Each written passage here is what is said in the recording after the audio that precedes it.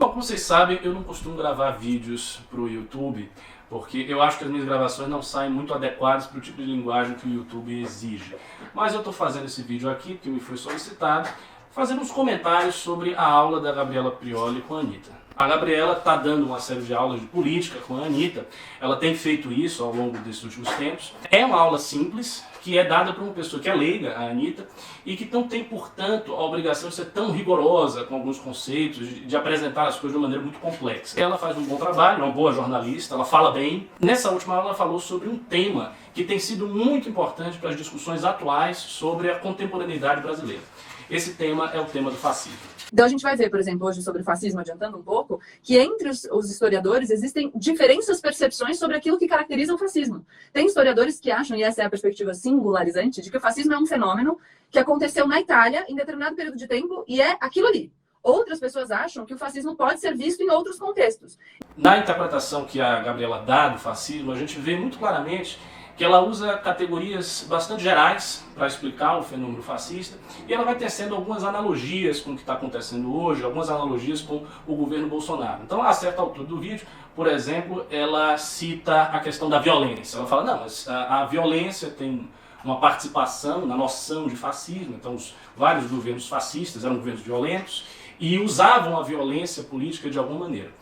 O problema de fazer analogia com o que a gente vive hoje é que a violência, enquanto expediente político, é um expediente bastante universal, quer dizer, não é particular do fascismo. Então, a violência socialista, a violência sindicalista, a violência fascista, a violência até liberal, nas revoluções liberais que ocorreram em outras épocas, existe violência de tudo que é tipo.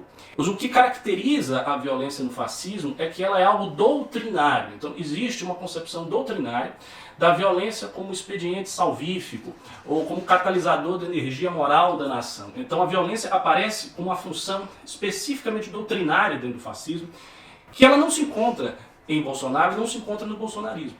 Se a gente for observar, por exemplo, e em muitos confrontos, em muitas situações de tensão que eu mesmo vivenciei com a militância de esquerda, eu vi a violência da militância de esquerda. E, no entanto, eu posso dizer que o lulismo ou que o petismo tem a violência como horizonte político, como horizonte doutrinário? Não. Não tem. Eles têm a violência como expressão ali da tensão política, de uma militância acirrada, de uma militância agressiva, como é o caso do bolsonarismo. Então Bolsonaro dá declarações agressivas, tem militantes agressivos nas suas fileiras, existe um aspecto agressivo, mas eu simplesmente não vejo uma doutrina da violência. Por exemplo, não se encontra no bolsonarismo a ideia de que é necessário uma grande violência catalisadora, uma grande violência para unir a nação. Isso não existe. Outro ponto ali do vídeo da Prioli, ela fala que assim, é preciso ter muito cuidado com esses governos que são preconceituosos e racistas e coisa e tal, e ela cita a bandeira da Ucrânia, e cita algumas coisas que até tem sentido, e cita a questão dos índios. Bom, a gente sabe que o governo Bolsonaro realmente é um governo que tem uma política anti-índio muito forte, só que isso não se deve ao racismo do governo Bolsonaro, e sim ao fato de ele se amparar em dois esteios cujos interesses conflitam diretamente com os interesses da manutenção da identidade indígena ou da cultura indígena.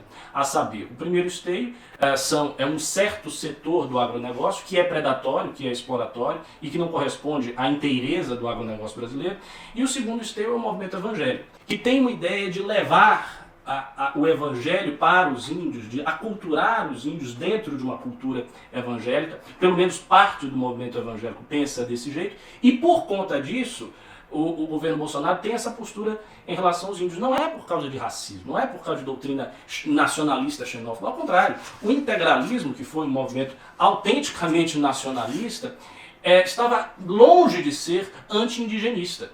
Entre os próceres do integralismo havia, por exemplo, o Luiz Câmara Cascudo, que foi um etnólogo famosíssimo, estudou folclore do negro, do índio, do sertanejo, de todo mundo, e era um integralista. Será que ele era burro? Ele não entendia o que estava fazendo?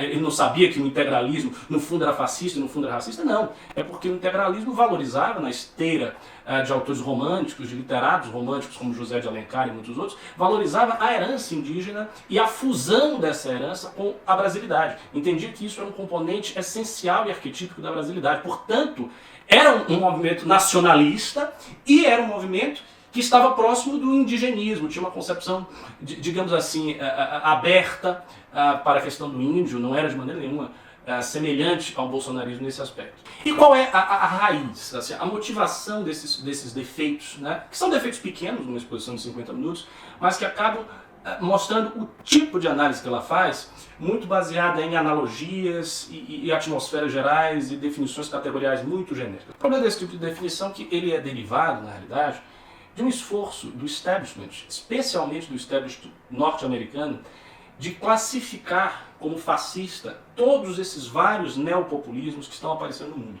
Então, Erdogan, Putin, o Fidesz do Orbán, o Bolsonaro, principalmente o Donald Trump, todos eles aparecem como grandes fascistas e perigosos fascistas. E isso tem sido colocado em livros, por exemplo, a Madeleine Albright, que é uma autora importante e uma operadora clássica do establishment norte-americano. Para vocês terem uma ideia, a Madeleine foi secretária de Estado na gestão Clinton. Ela escreveu um livro sobre fascismo e que basicamente a tese ali é querer demonstrar que Trump é um fascista. E o modo como isso é demonstrado é muito vago. Então, por exemplo, os fascistas controlaram a imprensa. Isso é um fato. Mussolini, a partir de 1926, praticamente monta todo o aparato repressivo dele na Itália, e ele realmente controlava a imprensa, tinha muita força no controle, nos mecanismos de controle da imprensa. Pois bem, Donald Trump faz críticas à imprensa, faz críticas ao jornalismo, então ele é um fascista. É esse tipo de analogia que é feito nesse tipo de explicação, e que está chegando aqui ao Brasil e está sendo adotada de uma maneira crítica pela própria direita democrática.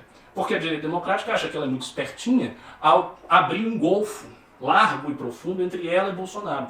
Qual é a ideia que a nossa direita tem ao chamar Bolsonaro de fascista? A ideia é dizer o seguinte: não, Bolsonaro não é um conservador americanizado, o que ele de fato é. Ele não tem nada a ver conosco, ele é um fascista, ele é uma coisa muito distante, ideológica e programaticamente da gente, há um fosso entre nós e Bolsonaro. Qual é o problema estratégico dessa resposta? São vários.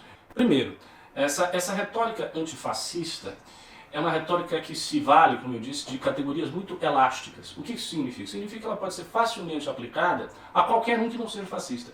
A priori não faz isso, ela é bem honesta. Ela diz, olha, a gente não pode dizer que todo mundo é fascista. Né? E ela tenta reduzir o escopo disso aí ao governo Bolsonaro, que para mim eu acho que está incorreto, mas é honesto desse ponto de vista. Só que tem muitos outros setores da esquerda que não vão fazer isso. Então tem setores da esquerda que facilmente vão dizer que todos são fascistas, todos os seus inimigos são fascistas a partir de analogias vagas. Então, quando a direita democrática, por exemplo, faz a crítica importante e necessária ao jornalismo mainstream, dizendo, olha, o jornalismo mainstream tem viés, o jornalismo mainstream distorce as coisas, o jornalismo mainstream tem a sua ideologia, os jornalistas geralmente têm uma ideologia mais progressista, o pensamento liberal clássico conservador não está bem representado no jornalismo. Quando se faz essa é uma crítica verdadeira. Ela é essencialmente verdadeira, aqui no Brasil e nos Estados Unidos. Só que isso rapidamente se transforma em uma crítica à liberdade de expressão, à liberdade do jornalismo, à liberdade do pensamento, por conta dos arreganhos autoritários do governo Bolsonaro. E aí é muito fácil colocar a etiqueta de fascista, transferir a etiqueta de fascista de Bolsonaro para qualquer um que faça esse tipo de crítica. Qualquer um que repita críticas óbvias e verdadeiras sobre o jornalismo nacional do jeito que ele é. Outro ponto tão importante como o primeiro, toda a retórica antifascista que hoje está sendo usada, está voltando, é uma retórica, no fundo, que foi criada na década de 30 pelo movimento socialista internacional. Era a retórica do Partido Comunista Francês, a retórica do Partido Socialista Italiano, a retórica da União Soviética, antes do Pacto Ribbentrop-Molotov. Esta é a mesmíssima retórica que está sendo levantada hoje e usando, vejam só vocês, que coisa curiosa, usando o fascismo cuja vitória se deu na Segunda Guerra Mundial, e que é, portanto, a vitória sobre o fascismo, o mito fundador de toda a ordem pós-Segunda Guerra Mundial, usando isso aí para atacar os neopopulismos. E embora os neopopulismos tenham, a depender de quais são eles, vários problemas, e eles são fenômenos muito diferentes entre si, a utilização da retórica antifascista torna esse ataque muito mais abrangente, muito mais fácil, e consegue pegar as mesmas etiquetas que são aplicadas a um Trump, a um Bolsonaro, a um Putin, e aplicá-la a quaisquer agentes, quaisquer indivíduos, quaisquer organizações, quaisquer instituições que façam fortes críticas ao establishment. E é absolutamente necessário que a direita brasileira as faça, porque, dada a ruptura da tradição da direita no Brasil, a direita brasileira toda ela está fora do establishment. Ela não está dentro do establishment, ela está fora do establishment, meu Deus do céu. Então nós não podemos adotar esse tipo de linguagem e esse tipo de retórica de maneira acrítica, como está sendo feito, com a suposta esperteza de criar uma imagem quase demoníaca do Bolsonaro, achando que com isso a gente está se afastando do Bolsonaro, quando em realidade nós estamos apenas fortalecendo um discurso que breve, muito breve, se voltará contra todos nós. Até o próximo vídeo. Inscreva-se no nosso canal youtube.com/mblivre. Precisamos da sua ajuda. Acesse mbl.org.br/contribua.